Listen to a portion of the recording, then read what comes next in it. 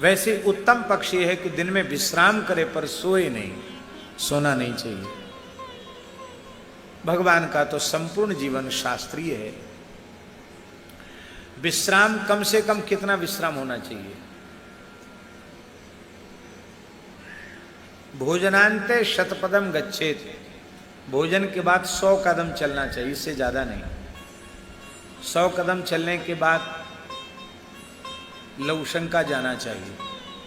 लवशंका लगे चाहे न लगे, पर लवशंका जाना चाहिए। भोजन के बाद लवशंका जरूर जाना चाहिए। फिर हाथ पैर धो के कुल्ला करके गीले हाथ अपने नेत्र से, अपने कान से लगाना चाहिए और अपने पेट का भी स्पर्श करना चाहिए। हाँ, ये लिखा है, भोजन के बाद की विधियां हैं। तस्य चक्षुर नहीं ये थे, जो भोजन के बाद गीले हाथ अपने नेत्र पर, अपने कान पर लगाता है और कहता है अशुभ्याम नमः, च्यवनाय नमः, शुकन्याय नमः, कहकर अपने नेत्रों का स्पर्श करता है। अश्विनी कुमारों को नमस्कार है, महर्षि च्यवन को नमस्कार है, महासती सुकन्या को नमस्कार है, ऐसा कहकर अपने नेत्रों में जल का स्पर्श करते हैं। तस्य चक्षुर न हीयते, वो मरते समय तक भी अंधा नहीं होता है, नेत्र ज्योति उसकी बनी रहती है। गीला हाथ पेट पर फेरा जाता है। आतापि भक्षितो येन बातापि च निपातितः, समुद्रः शोषितो येन सो गस्त्यः में प्रसीदति। वो अगस्त्य जी हमारे ऊपर प्रसन्न हो जाएं, जिन्होंने आतापी का भक्षण किया, बातापी को भी समाप्त कर दिया, समुद्र को सोख लिया, वे अगस्त्य जी हमारे ऊपर प्रसन्न हो जाएं। अगस्त्यम कुंभकर्णम च शनिम च बडवानलम आहार परिपाकाय भीमम पंचमम च स्मरेत। इन 5 लोगों का स्मरण करने से खाया हुआ पच जाता है। एक प्रकार की खाए हुए को पचाने की दवा है, पचाने का मंत्र है। महर्षि अगस्त्य, कुंभकर्ण, शनि, बडवानल और भीमसेन, इन 5 का स्मरण करना चाहिए। ये सब भोजन के बाद की विधि। इसके बाद वज्रासन से बैठना चाहिए। वज्रासन, घुटने मोड़ करके, उसको उष्ट्रासन भी कहते हैं। ऊंट भी उसी आसन से बैठता है, ऊंट उसी आसन से बैठता है, इसलिए उसको उष्ट्रासन कहते हैं। मेरुदंड सीधा करके उष्ट्रासन से कम से कम 15 मिनट बैठना चाहिए और इसके बाद फिर लेट जाना चाहिए। तो पहले दाहिनी करवट लेटना चाहिए और दाहिनी करवट लेटकर 16 श्वास लेना चाहिए। कितने श्वास? 16। फिर 16 श्वास पूरे हो जाए तो सीधे लेट जाए। फिर 32 श्वास लेना चाहिए और जब 32 श्वास की गिनती पूरी हो जाए तो फिर बाईं करवट से लेटकर 64 श्वास लेना चाहिए। कितने श्वास? 64। इतना कर लिया तो खाया पिया पच जाएगा, फिर अपने काम में लग जाओ। इतने से भी विश्राम हो जाएगा।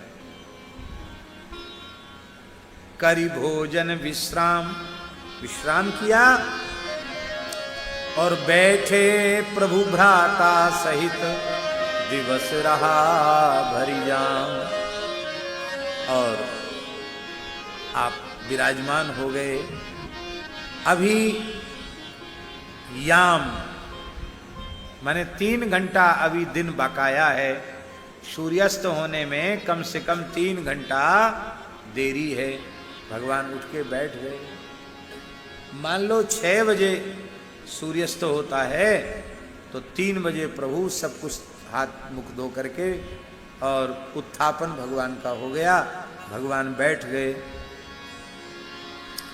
श्री लक्ष्मण जी के हृदय में बड़ी लालसा है कि हम जनकपुर का दर्शन करें। श्री वृंदावन बिहारी लाल की जय। जनकपुर वैसे तो अत्यंत दिव्य है ही, पर जहां साक्षात भगवती जगत जननी श्री जानकी जी जहां विराजमान होकर लीला कर रही हैं। कौन जानकी जी? बोले उपजहि जासु अंश गुण खानी, अगणित लक्ष्मी उमा ब्रह्माणी। अगणित लक्ष्मी, अगणित उमा, अगणित ब्रह्माणी जिनके अंश से प्रकट होती हैं, वो श्री जानकी जी जहां निवास कर रही हैं। वहां की सुंदरता का वर्णन कौन कर सकता है? ब्रह्मा जी आए थे विवाह में, सीताराम विवाह में, तो उन्होंने जनकपुर देखा तो ब्रह्मा जी बोले पाताल से लोके ब्रह्मलोक तक तो सब हमने बनाया, अरे जनकपुर हमारा बनाया हुआ नहीं लगता है, तो किसका बनाया है? विधि ही भयो आचरज विसेखी, निज करनी कछु कतहु न देखी। ब्रह्मा जी ने अपनी सृष्टि कहीं देखी ही नहीं, यहां जो कुछ प्रकट है वो श्री किशोरी जी के संकल्प से प्रकट हुआ है। वृंदावन की सृष्टि भी ब्रह्मा जी की सृष्टि नहीं। श्री राधा रस सुधा निधि में बड़ी सुंदर बात आई। ये वृंदावन कैसा है? राधा करावचित पल्लव बल्लरी के, राधा पदांक विलसन मधुर स्थली के, राधा यशो मुखर मत खगावली के, राधा विहार विपिने रमता मनो में। यहां की लता पता, यहां के वृक्ष गुल्म मानो सब श्री जी ने अपने करकमल से सजाए। श्री वृंदावन की भूमि राधा पदांक विलसन, राधा रानी के चरण चिन्ह से अंकित वृंदावन की भूमि बड़ी रसमयी स्थली है वृंदावन। यहां के जो पक्षी हैं वो भी सामान्य नहीं है। राधा यशो मुखर मत खगावली के, यहां के शुकपिक आदि पक्षी वे मानव कलरव करके श्री राधा के सुयस का ही गायन कर रहे हैं। ऐसा जो श्री राधा विहार विपिन श्री वृंदावन है, उसमें हमारा मन रमण करे।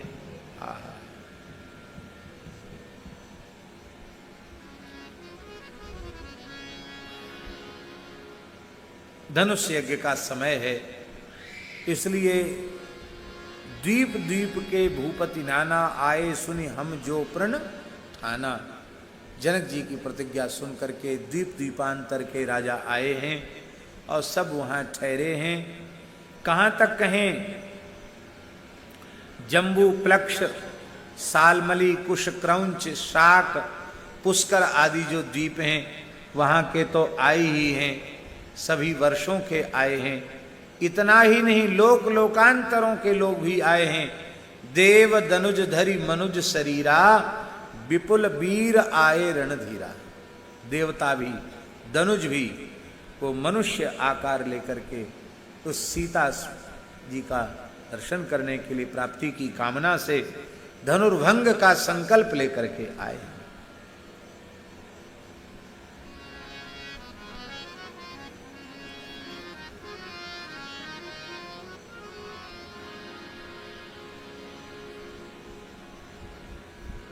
ऐसी भी कथा प्राप्त होती है।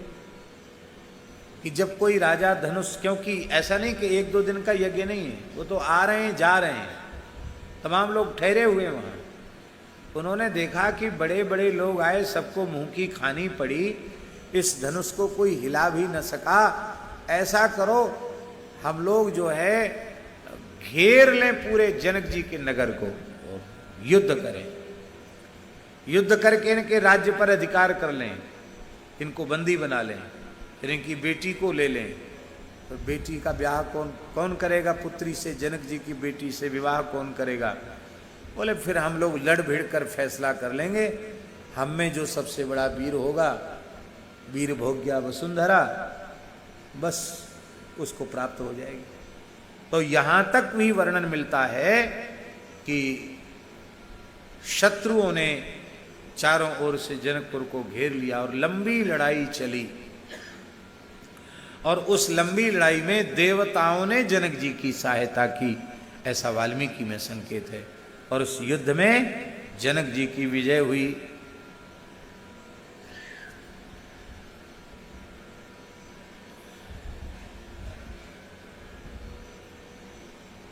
सांकास्य नगरी का जो राजा था वह प्रमुख था उन उपद्रवियों में, और उस युद्ध में वो सांकास्य नगरी का राजा मारा गया। और जब वह मारा गया तो उसके नगर पर श्री क्षीरध्वज महाराज ने अपने छोटे भाई कुशध्वज को वहां का राजा नियुक्त कर दिया। कुशध्वज वहां के राजा।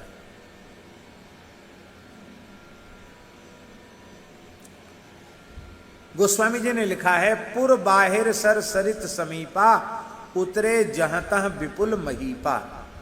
कुछ ऐसे राजा भी आए थे जिनको नगर में नहीं रुकाया गया, वो आतंकवादी उग्रवादी की श्रेणी के रहे होंगे, तो उनको नगर के बाहर ही उनकी व्यवस्था। आप आए हैं, अतिथि, आपका सत्कार है, पर नगर के बाहर, किसी को सरोवर के किनारे, किसी को नदी के किनारे राजाओं को रुकाया गया।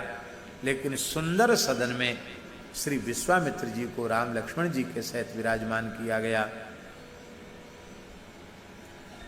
सुन के पिनाक प्रण सिया के स्वयंवर में, आए बहुसंख्यक नरेश देश देश के, सब ही समीप सर सरित समीप डटे, अब तक पाए नहीं अवसर जनकपुर के प्रवेश के। कौशिक के संग आए कौशल किशोर दो, नाम राम लक्ष्मण ललन अवधेश के, पाए हैं निवास खास सुंदर सदन माई। क्यों निवास प्राप्त किया? श्रीनिवास सुंदर सदन। तो लगता है कि प्राण प्रिय पाहुने इंद्रपति मिथिलेश के, महाराज जनक के प्राण प्रिय पाहुने हैं, इसलिए उनको वहां निवास दिया गया। और अब ये विश्वामित्र जी के साथ राम जी जब जनकपुर पधारे हैं, उस समय आश्विन का महीना है। किसका महीना है? आश्विन, जिसको क्वार का महीना कहते हैं। क्वार का महीना है, और क्वार के महीने में भी शुक्ल पक्ष की त्रयोदशी तिथि को, आश्विन शुक्ला त्रयोदशी को प्रभु ने जनकपुर की सीमा में प्रवेश किया है, अमराई में विराजे हैं, और फिर वहां से सुंदर सदन में आए हैं। वहां से सुंदर सदन में आए हैं और आश्विन शुक्ला चतुर्दशी, आश्विन शुक्ला चतुर्दशी को श्री राम लक्ष्मण जी ने जनकपुर वासियों को नगर भ्रमण के अवसर पर दर्शन देकर कृतार्थ किया है। और दूसरे दिन का अर्थ क्या है?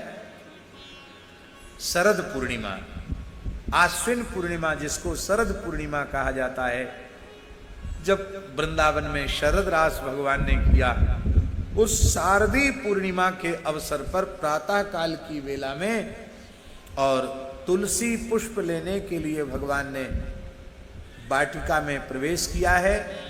श्री वैदेही वाटिका में प्रवेश किया है और तुलसी दल फूल लेते समय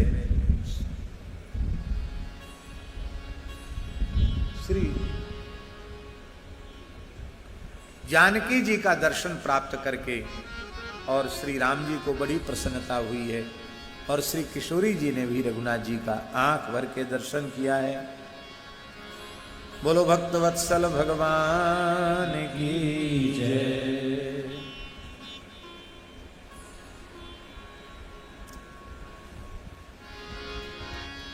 तो लखन हृदय लालसा विषेखी जाय जनकपुर आय देखी। लगभग 3 बजे के करीब गुरुदेव भी आकर बाहर कक्ष में विराजे हैं, अपने सुंदर आसन पर विराजे हैं, सिंहासन पर विराजे हैं और गुरु आज्ञा से उनके निकट विराजमान पृथक पृथक आसन पर दाहिनी ओर श्री राम जी विराजे हैं और बाईं ओर श्री लक्ष्मण जी विराजे। श्री जगन्नाथ भगवान की जय। बाईं ओर श्री लक्ष्मण जी विराजमान हैं और लक्ष्मण जी के हृदय में बड़ी तीव्र लालसा है कि हम जाए जनकपुर आइए देखी, हम आकर के जनकपुर दर्शन करके आवें। यह बात समझ में आने जैसी नहीं है। क्यों? इसलिए समझ में आने जैसी बात नहीं है कि श्री लक्ष्मण जी राम जी के अनन्यानुरागी हैं, इतने बड़े अनुरागी हैं कि राम जी को छोड़कर उनकी दृष्टि किधर कहीं जाती ही नहीं है। न उनका मन कहीं जाए, न उनकी दृष्टि कहीं जाए, न उनकी बुद्धि कहीं जाए। फिर उनकी नजर, उनकी दृष्टि, उनका मन, उनकी बुद्धि जनकपुर दर्शन की इच्छा उनके भीतर कैसे उत्पन्न होगी? आश्चर्य की बात है। लक्ष्मण जी का भाव जानते क्या है? माता रामो मत पिता रामचंद्र, स्वामी रामो मत सखा रामचंद्र, सर्वस्व में रामचंद्रो दयालो, नान्यम जाने नैव जाने न जाने। राम जी को छोड़कर मैं किसी को जानता नहीं। गुरु गुरु पितु मातु न जान का, गुरु पितु मातु न जान का, कहूँ सुभाव नाथ पतिया, कहूँ सुभाव नाथ पतिया। मोरे सवै एक तुम स्वामी, मोरे सवै एक तुम स्वामी, दीन बंधुर करया, दीन बंधु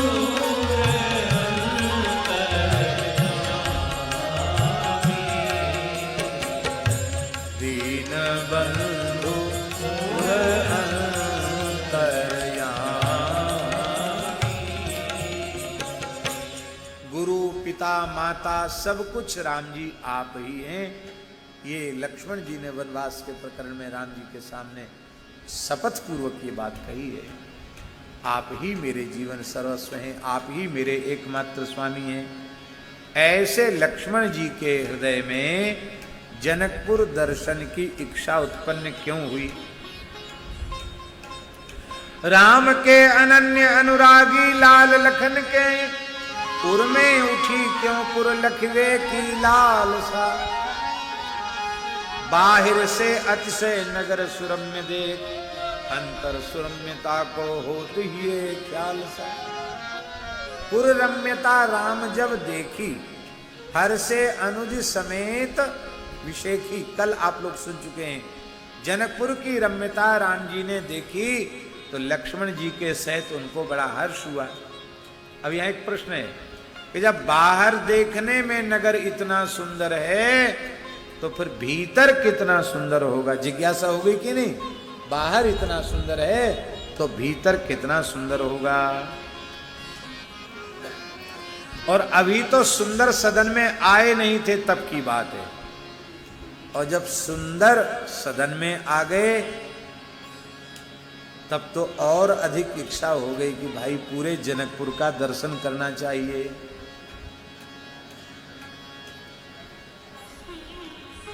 अब यहां एक समाधान तो ये है। दूसरा एक भाव ये है कि हर से अनुज समेत विषेखी। राम जी हर्षित हुए जनकपुर का दर्शन करके, और राम जी को हर्षित देखकर लक्ष्मण जी हर्षित हुए। तो लक्ष्मण जी के मन में भाव आया कि अयोध्या जी से जब से चले हैं और यहां तक आए हैं, इतना आह्लादित, इतना आनंदित, इतना प्रसन्न प्रभु आज तक हुए ही नहीं। तो जिस नगर को देखकर मेरे प्रभु को इतना आह्लाद हुआ, इतनी प्रसन्नता हुई, उस नगर को तो देखना चाहिए जरूर। ऐसी कोई सामान्य बात तो नहीं है, इसलिए इसको देखना चाहिए। राम जी के आह्लाद का विचार करके उनके मन में देखने की इच्छा उत्पन्न हो गई। और दूसरी बात यह है कि जनकपुर क्या है? बोले पुर नर नारी सुभग सुचि संता, धर्मशील ज्ञानी गुणवंता।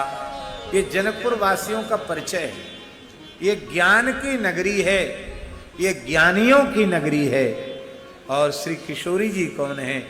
बोले किशोरी जी साक्षात रसरूपा प्रेम लक्षणा भक्ति हैं। तम तु भक्ति प्रिया तस्य सततम प्राणतोधिका, त्वया हूतस्तु भगवान याति नीच गृहेष्वपि। ऐसी भक्ति महारानी। तो ज्ञान नगरी में भक्ति प्रगति साक्षात, जहां पग पग प्रति मानो बिछा प्रेम जाल सा। सब जगह प्रेम जाल बिछा हुआ है। और जहां मन मान गयो गुरु और गोविंद हु को। राम जी का मन मान गया और गुरु वशिष्ठ जी का मन मान गया। निश्चित नगर यह रसाल, सरस रसाल सा। निश्चित ही ये नगर बहुत सरस है, बड़ा रसाल है। इसलिए याते लखन के उरपुर लखिवे की लालसा। इसलिए लक्ष्मण जी के हृदय में ये लालसा उत्पन्न हुई कि हम जनकपुर का दर्शन करें।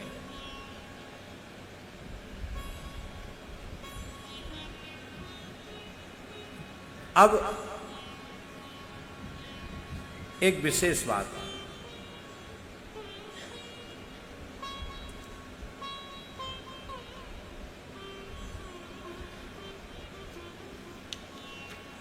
लक्ष्मण जी देखना चाहते हैं तो उनको सीधे ही राम जी से पूछ लेना चाहिए था कि भगवान हम दो लोग हैं, एक को तो गुरु जी के पास रहना ही पड़ेगा, स्वाभाविक है। कोई विशिष्ट महापुरुष हैं और उनके साथ दो शिष्य सेवक साथ में हैं और दोनों के दोनों उनको छोड़ के चले जाएं, उनको कब क्या आवश्यकता पड़ जाए, तो ये तो उत्तम सेवक का लक्षण नहीं है। एक चला जाए तो कम से कम एक तो रहे।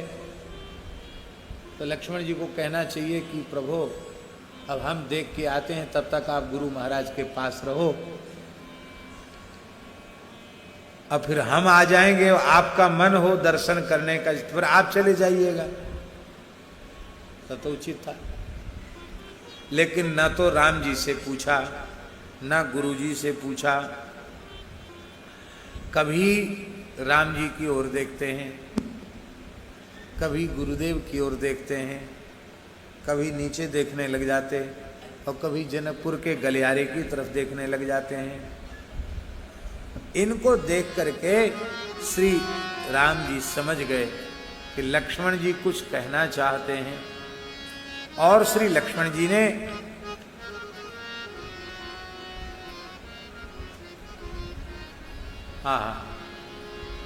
श्री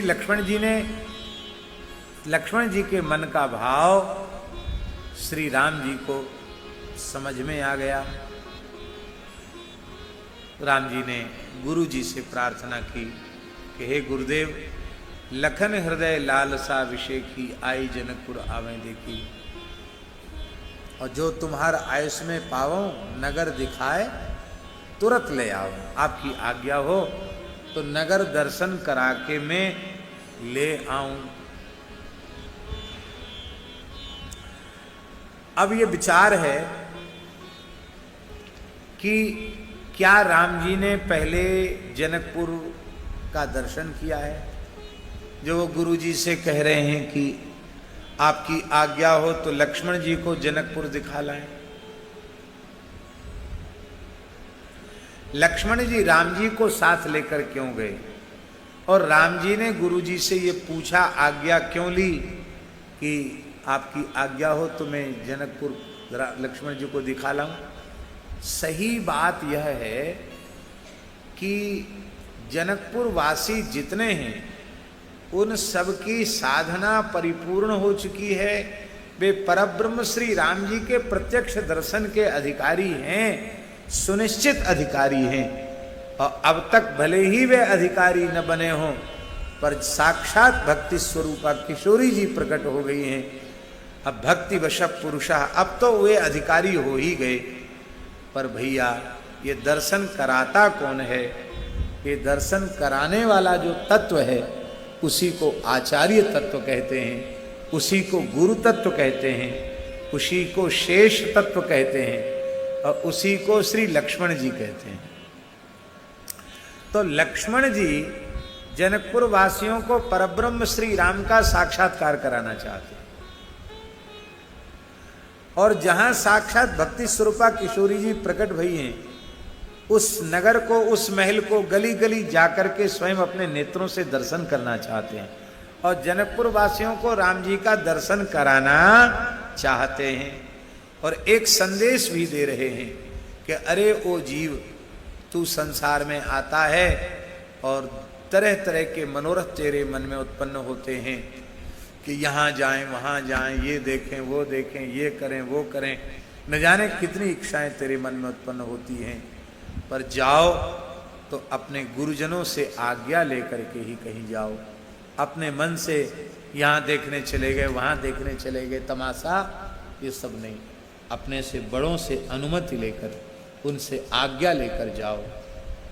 एक बात। दूसरी बात, अकेले मत जाओ, अपने आराध्य को अपने हृदय में विराजमान करके जाओ। ठाकुर जी को साथ लेकर के जाओ। साथ लेने का मतलब वो डोलची में रख के घूमने वाली बात हम नहीं बोल रहे हैं। भगवान को साथ रखने का मतलब है हम भगवान के साथ हैं, ऐसा अनुभव करो। गुरुजनों की आज्ञा हो गई और भगवान सदा साथ में हैं, तो फिर चाहे जिस बाजार में चला जाए, वहां के चाक चिक्के में भ्रमित होने वाला नहीं है, आकर्षित होने वाला नहीं है, प्रभावित होने वाला नहीं है। और गुरु महाराज से आज्ञा नहीं ली और गोविंद का को साथ नहीं लिया, तो जहां जाएगा वहीं भटक जाएगा। और यही जीव के 84 के चक्र में भटकने का हेतु है।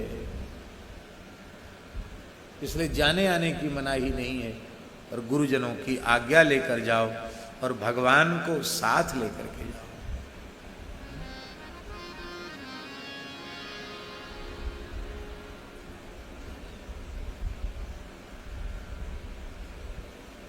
हनुमान जी लंका में भी जाते हैं तो लंका ही चले सुमेरी नरहरि, मसक समान रूप कपिधरी, लंका ही चले सुमेरी नरहरि। भगवान का स्मरण करके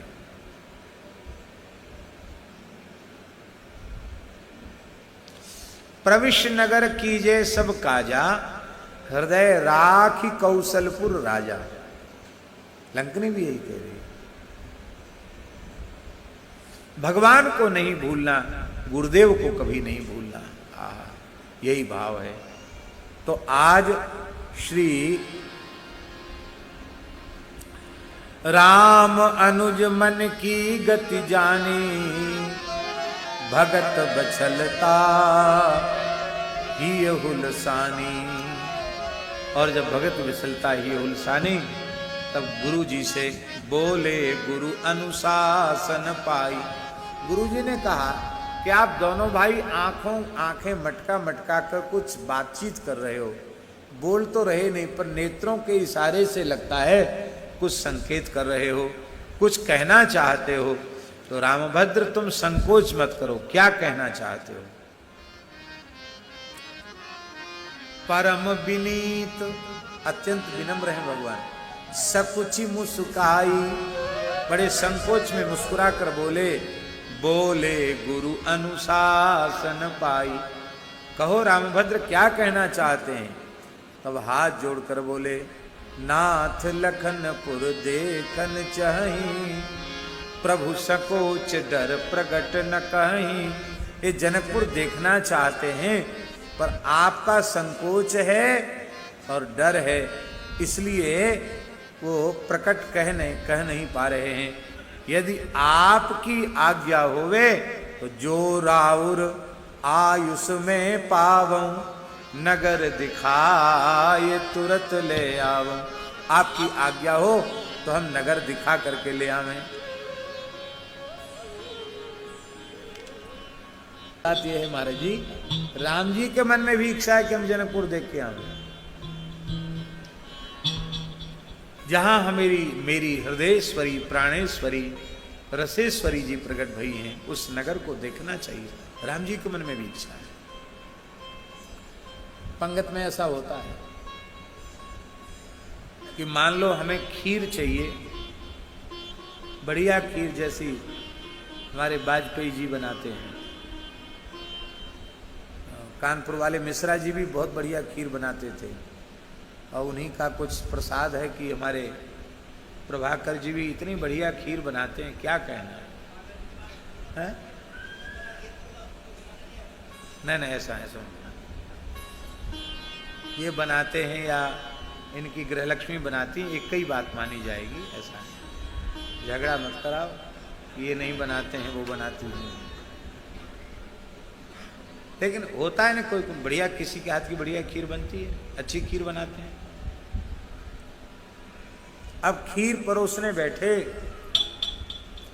अब इच्छा तो हमारी खीर खाने की है, पर हम बोले अरे बाबा बैठे, इनको दो ना खीर, इनका दोना खा लिए, इनको खीर दो। फिर कहेंगे शुद्धानंद जी बैठे, इनको खीर दो। अब दो लोगों को परोसने वाला खीर देगा तो हमें छोड़ देगा क्या? तो खीर खाने की इच्छा तो हमारी है, पर हमको संकोच लगता है कि हम कैसे कहें कि हमको खीर लाओ। तो हम इनका नाम ले देते हैं कि इनको खीर दो, इनको मालपुआ दो।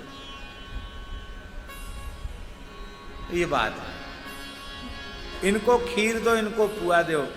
ऐसे ही राम जी के मन में भी जनकपुर देखने की उत्कंठा है, लेकिन वो अपना नाम नहीं ले रहे हैं, लक्ष्मण जी का नाम ले रहे हैं। बोलो श्री लक्ष्मण जी महाराज की। इतना सुंदर नगर है जनकपुर कि बने न बरनत नगर निकाई, जहां जाय मन ताई लुभाई। जहां मन जाता वहीं लोभायमान हो जाता है, ऐसा सुंदर नगर है। ये सब बात सुन करके महर्षि विश्वामित्र जी को बड़ी प्रसन्नता हुई। सुनि मुनीस कह बचन सप्रीति, कस न राम तुम राखहु प्रीति। हे राम जी, प्रेम का निर्वाह आप नहीं करोगे तो भला कौन करेगा? क्योंकि धर्म से तु पालक तुम ताता, प्रेम विवश सेवक सुखदाता। आप धर्म सेतु हो और सबके पालक हो, प्रेम के अधीन सर्वतंत्र स्वतंत्र होते हुए भी प्रेम के अधीन हो, सबको सुख देने वाले हो। इसलिए जाय देखिया बहु नगर, सुख निधान दू भाई, करहु सुफल सबके नयन, सुंदर बदन दिखाए। सुंदर सदन में रुके हैं तो ये सुंदर सदन तो सुंदर है ही है, सुंदर सदन में रहने वाले कितने सुंदर हैं ये तो मिथिला वासियों को पता चले। तो सुंदर बदन, सुंदर सदन से सुंदर बदन दिखाए, अपने सुंदर मुख का दर्शन कराओ। ये दर्शन कराने का संकेत क्यों कर रहे हैं? विवाह तो पीछे होता है, पहले वर को देखा जाता है, वर दिखाई होती है, वर को पसंद किया जाता है कि हाँ बढ़िया नाक नक्श ठीक है कि नहीं है, हीनांग अधिकांग तो नहीं है, हैं? वर के भी लक्षण देखे जाते हैं कि नहीं? वर माने होता है श्रेष्ठ, वर माने श्रेष्ठ होता है। तो मानो विश्वामित्र जी कह रहे हैं कि धनुष तो टूटना ही है, विवाह तो होना ही है, ये सब जानते हैं, लेकिन एक बार मिथिलावासी भी तो पसंद करें कि हमारी विदेहराज नंदनी सुनैना प्राण प्यारी जनक दुलारी श्री जानकी जी के योग्य यदि कोई वर हैं तो वह केवल श्री रघुनाथ जी ही हैं। ये पूरे जनकपुर के नर नारी सबको ये पसंद आने चाहिए हैं कि यही हमारी मिथिलेश राज। सुख दुख हेतु न देवतात्मा, ग्रह कर्म कालः मनः परम कारण मामनन्ति, संसार चक्रम परिवर्तयेद्यत्। क्या प्यारी बात है। अयम जनः, ये संसार के लोग न तो मेरे सुख के कारण हैं न ही मेरे दुख के कारण हैं। क्यों नहीं है? इसलिए नहीं है कि देह बुद्धि से यदि विचार किया जाए तो सप्त धातु विनिर्मुत पंचभूतमय जैसा हमारा देह है ऐसा ही तो अन्य लोगों का देह है। तो पंचभूत से पंचभूत का क्या विरोध, सप्त धातुओं से सप्त धातुओं का क्या विरोध? तो कहां रहा सुख और कहां रहा दुख? तो देवता सुख दुख के कारण, बोले नहीं देवता भी नहीं है, क्योंकि शरीर पर इंद्रियों पर देवता विराजमान है। ये बात हम लोग धर्मशास्त्र के अनुसार मानते हैं। जैसे नेत्र के अभिमानी देवता सूर्य हैं, हाथ के अभिमानी देवता इंद्र हैं, पैर के अभिमानी देवता विष्णु हैं, इत्यादि प्रकार से ज्ञानेन्द्रिय कर्मेंद्रियों के तत्त अभिमानी देवता हैं। तो जो व्यक्ति हमें सुख देते हुए अथवा दुख देते हुए दिखाई पड़ रहा है वह अपने देहेंद्रियादि के माध्यम से ही तो हमारे अनुकूल अथवा प्रतिकूल क्रिया की भी व्यक्ति कर रहा है। तो उसमें भी यदि देवताओं का विचार किया जाए तो देवता तो जैसे हमारे इंद्रियाधिष्ठात्री देवता के रूप में विद्यमान है ऐसी उनके भी शरीरों पर विद्यमान है। तो देवताओं का देवताओं से क्या झगड़ा, ग्रहों का ग्रहों से क्या झगड़ा? न देवतात्मा ग्रह कर्म, कर्म भी नहीं काल भी नहीं। अरे भाई सबका निराश करते चले जा रहे हो और सुख दुख के झमेले में सारा संसार फंसा हुआ है, तो फिर बताना तो पड़ेगा कि सुख दुख आखिर उनकी अनुभूति होती है तो उसका मूल कारण क्या है? वो कहता है मनः परम कारण मा मनन्ति। ये मन को ही सुख दुख का कारण माना गया है, क्योंकि मन जिसको अनुकूल रूप में अनुभव कर लेता है वो सुख हो जाता है और मन जिसका प्रतिकूल रूप में अनुभव कर लेता है वो दुख हो जाता है।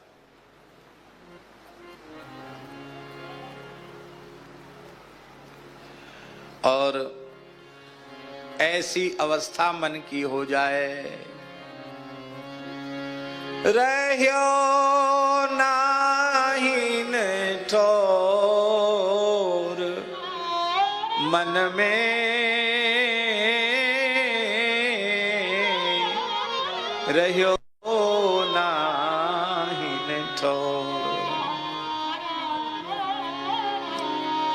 नंद नंदन अछत कैसे, नंद नंदन अछत कैसे, आनिए उर और,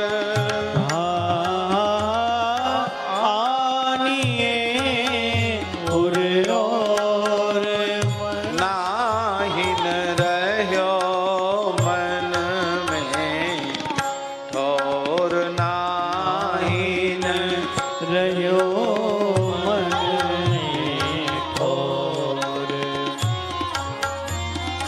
चलत चितवत सुपन सोवत, चलत चितवत सुपन सोवत, दिवस जागत राति,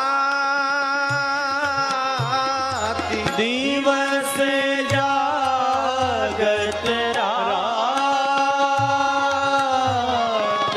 चित्त ते वह मधुर मूरति, शीतते वह मधुर मूरति, छीन नाइत उत जात, हाँ छीन नाइत उत जात,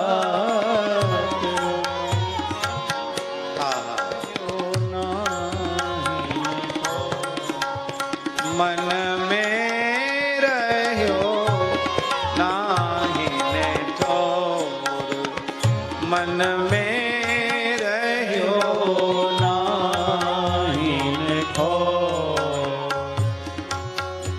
प्रेमियों का मन शरीर संसार में कहीं रमता नहीं है।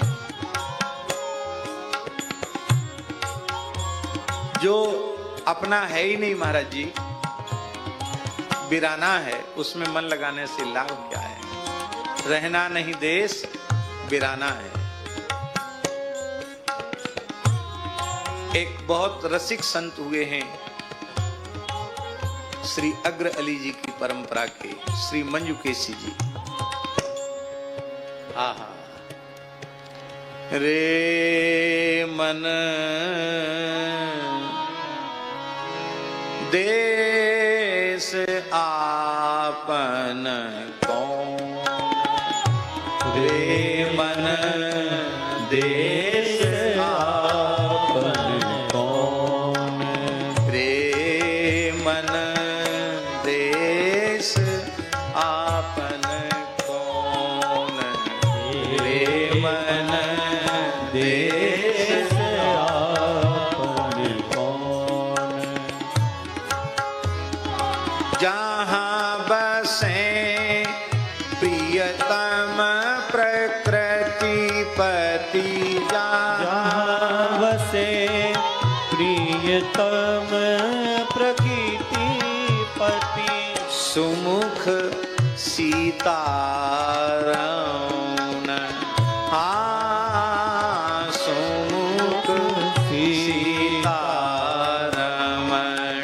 रे मन देश आपन कौन, रे मन देश आपन, बिना समझे बिना बूझे, बिना समझे बिना बूझे, करे इत ऊत गौन। हाँ करे इत उत गौन। सुख मिलत नहीं तो ही सपने, सुख मिलत नहीं तो ही सपने। सदा खोजत जौन,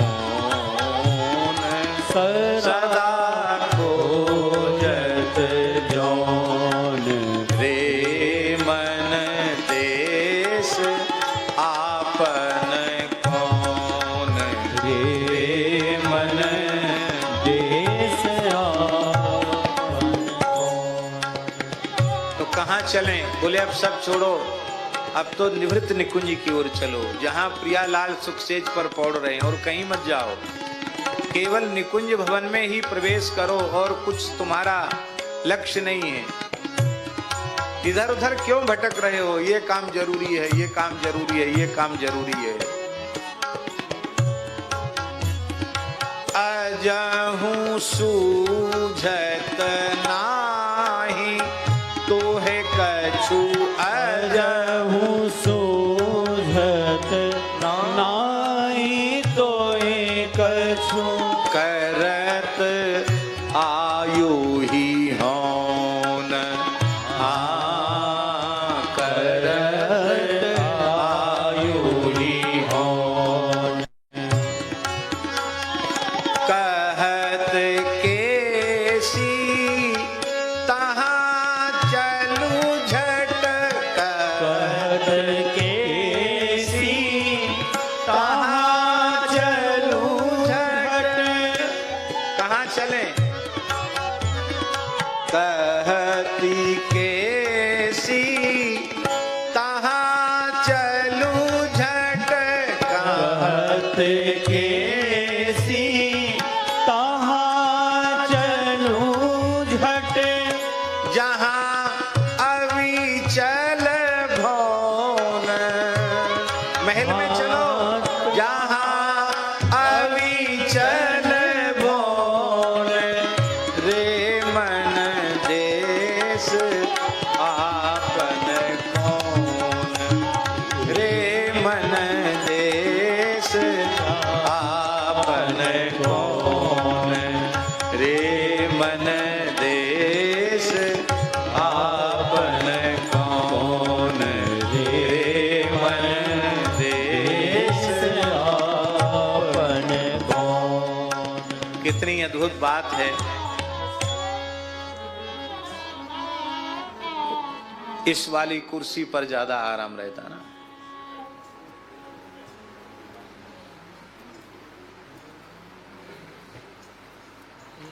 आहा,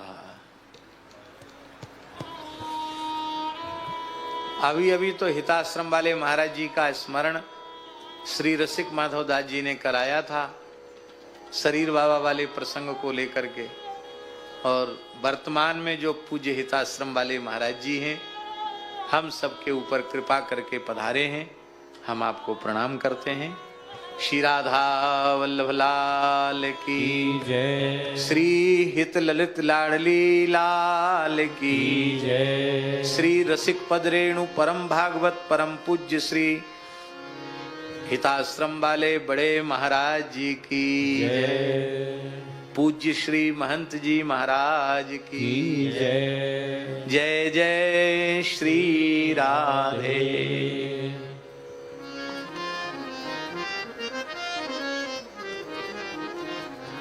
इतने गुरुजी संतों की वाणी में शरीर संसार में कहीं मन नहीं रमाना है, केवल मन को मनमोहन में रमण कराना है, उनमें चित्तवृत्ति को लगाना है। इस भाव के सैकड़ों पद हैं।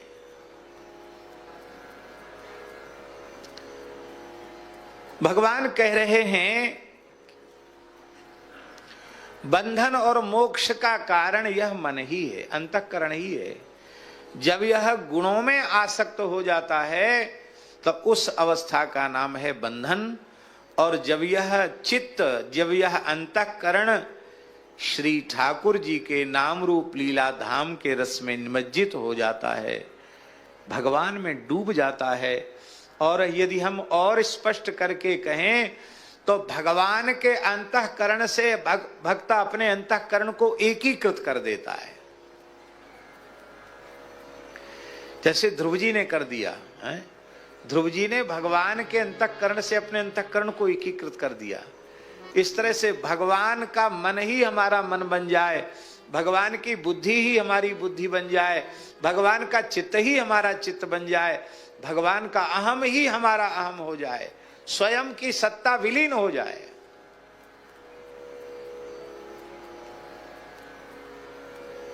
कितनी ऊंची बात है। और हमारे यहां संतों से, गुरुजनों से सुनी है, व्यवहार में किसी को रसिक कह देने से या रसिक शिरोमणि कह देने से न कोई रसिक होता है न रसिक शिरोमणि होता है। होता है क्या? हम लोग संतों के प्रति आदर भाव देने के लिए बात कहते हैं, कहनी चाहिए, कोई अनुचित नहीं है, लेकिन यथार्थ में रसिक भक्त है कौन?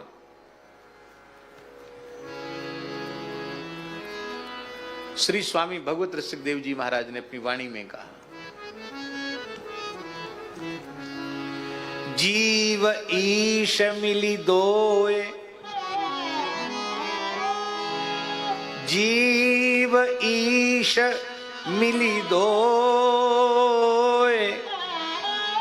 नाम रूप सब परिहरे, रसिक कहावे सोए, ज्यों जल घोरे सरकरा।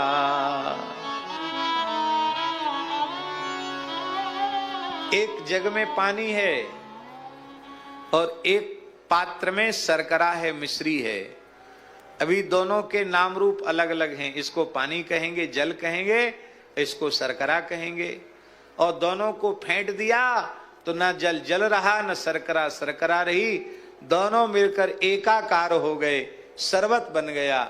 कहते इस प्रकार से जिसके तन मन प्राण में युगल रस घुल मिल जाए वो रसिक है। और महाराज जी, ऐसे रसिकों को बोलने की भी आवश्यकता नहीं पड़ती, उनकी तो नजर से रस बरसता है, उनके रोम रोम से रस वर्षण होता है, उनका मंगलमय दर्शन, उनकी उपस्थिति मात्र से सबका हृदय आनंद से आंदोलित होता है। श्री सेवक जी महाराज प्रथम आग्रह पर श्री राधा वल्लभ लाल जी का दर्शन करने पधारे। प्रथम बारी तो वृंदावन आए थे और इतना छिप करके आए कि कोई उन्हें देख न सके, जान न सके, पहचान न सके।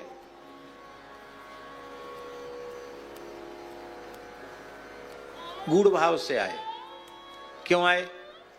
क्योंकि श्री बंचन जी महाराज ने कहा था, ऐसे परम रसिक महापुरुष पर तो हम श्री जी का सारा भंडार ही बधाई में लुटा देंगे। और ये बोले, सेवा तो कुछ बनी नहीं, श्री जी का भंडार और लुटा देंगे, हो गया काम। तो भीड़ में आए, अब कोई विशेष रूप में नहीं आए कि पहचान में आ जाए कोई विशिष्ट व्यक्ति हैं, लेकिन उनके नेत्रों में जो रस का समुद्र उद्वेलित हो रहा था, उनकी आंखों को देख करके नेवरे नैनन सो यूं पहचाने। कैसे पहचान लिया? बोले ये रस का सागर जो इनके नेत्रों में हिलोरें ले रहा है, ये निश्चित ही श्री हित दामोदर दास सेवक जी ही हैं, दूसरा नहीं हो सकता। और कोई परिचय हुआ, बातचीत हुई क्या? बातचीत नहीं हुई, परिचय नहीं हुआ।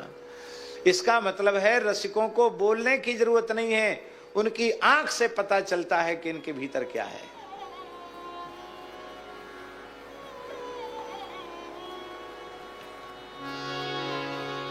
अब प्रश्न उठा कि जब चित्त का विषयासक्त होना बंधन है और भगवान के गुणों में अनुरक्त होना मोक्ष है, तो चित्त को भगवान में लगाता जीव क्यों नहीं है?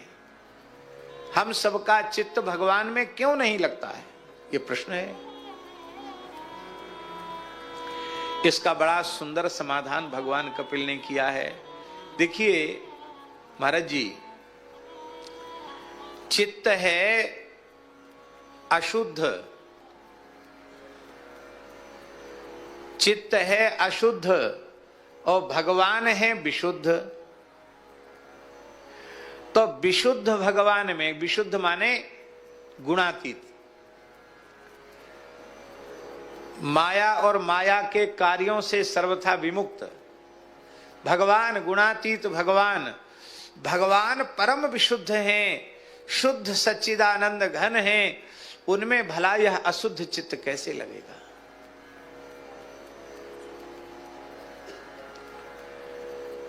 यही बात पूज्य श्री रमण रीति वाले महाराज जी कह रहे थे कि मल विक्षेप की निवृत्ति होने के बाद फिर आवरण की निवृत्ति होती। मल विक्षेप और आवरण, मल की निवृत्ति कैसे होगी, आक्षेप की निवृत्ति कैसे होगी, अब फिर तो उसमें उन्होंने सेवा की बात भी कही। अब एक दूसरा प्रश्न है कि अशुद्ध चित्त विशुद्ध भगवान में नहीं लग सकता, तो चित्त को अशुद्ध बनाया किसने? किसने चित्त को अशुद्ध बनाया? किसी ने नहीं बनाया है। बहुत प्यारी बात है, भगवान कह रहे हैं, इतना प्यारा श्लोक है ये। अहम ममाभिमानोत्थैः काम लोभादिभिर्मलैः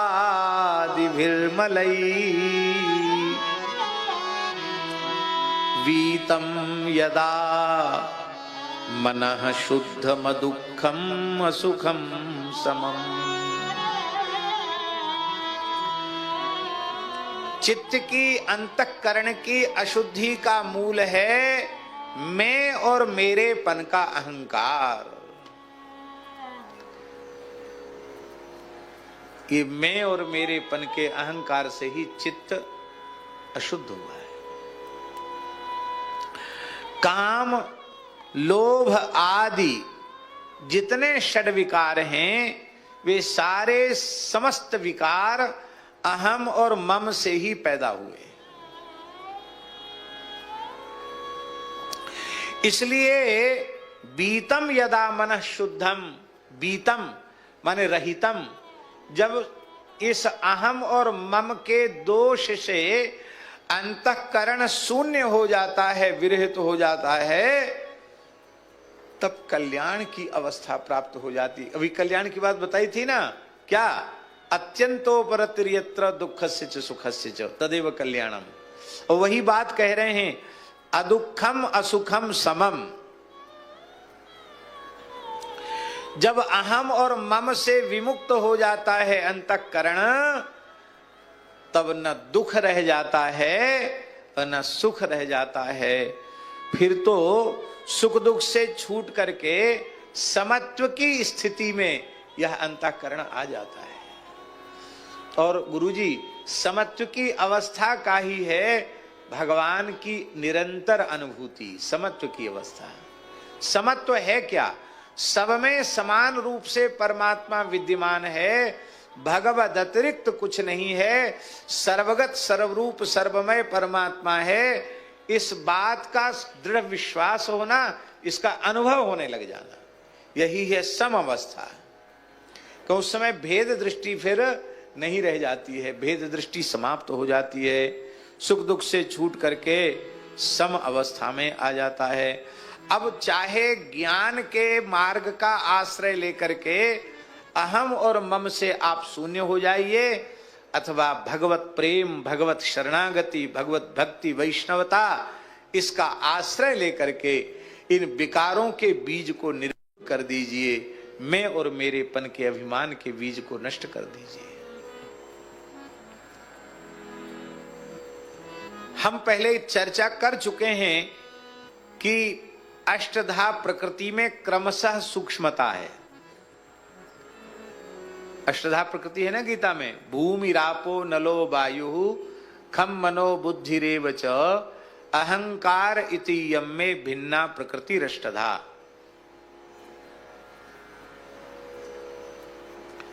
तो पृथ्वी की अपेक्षा जल सूक्ष्म है, जल की अपेक्षा अग्नि सूक्ष्म है, अग्नि की अपेक्षा वायु सूक्ष्म है, और वायु की अपेक्षा आकाश सूक्ष्म है। इसलिए तो सब में व्याप्त हो जाता है, सब उसमें आ जाता है। आकाश अत्यंत सूक्ष्म है, और आकाश से भी अत्यंत अत्यंत सूक्ष्म जो है वो मन है। इसलिए अर्जुन ने बड़ा महत्व दिया इस प्रश्न को। अर्जुन ने कहा कि चंचलम ही मनः कृष्ण प्रमाथि बलभद्रढ़ तस्याहम निग्रहम मन्ये वायुरिव सुदुष्करम। अर्जुन भगवान से कह रहे हैं कि भगवान ये मन बड़ा चंचल है, प्रमाथि मथ देने वाला है, और बड़ा मजबूत है, किसी प्रकार से ये बस में होता नहीं है। हमको तो ऐसा लगता है कि जैसे वायु को मुट्ठी में बंद करना असंभव है, ऐसी मनोनिग्रह संभव नहीं है। अर्जुन ने तो बहुत सजा धजा के प्रश्न किया, पर भगवान ने इस प्रश्न को बहुत ज्यादा महत्व नहीं दिया। भगवान ने बहुत सहज भाव से उसका उत्तर दिया। अभ्यासेन तु कौन्तेय वैराग्येण च गृह्यते। और इसी को पातंजल योग सूत्र में कहा गया, अभ्यास वैराग्याभ्याम तन्निरोधा। अभ्यास और वैराग्य से मन का निरोध हो जाता है। अब अभ्यास की परिभाषा कहाँ क्या है? वैयाकरण लोग अभ्यास किसको मानते हैं, अभ्यास संज्ञा किसकी मानते हैं, ये तो गुरुजी जानेंगे। और न्याय में अभ्यास किसको कहते, ये गुरुजी जानेंगे। लेकिन गुरुजनों की कृपा से दास को तो यही समझ में आता है कि बारंबार भगवान नाम रूप गुण लीला का अनुसंधान चिंतन, इसी का नाम अभ्यास है। नाम की रट लगा दो, यही अभ्यास है। और वैराग्य, अभ्यास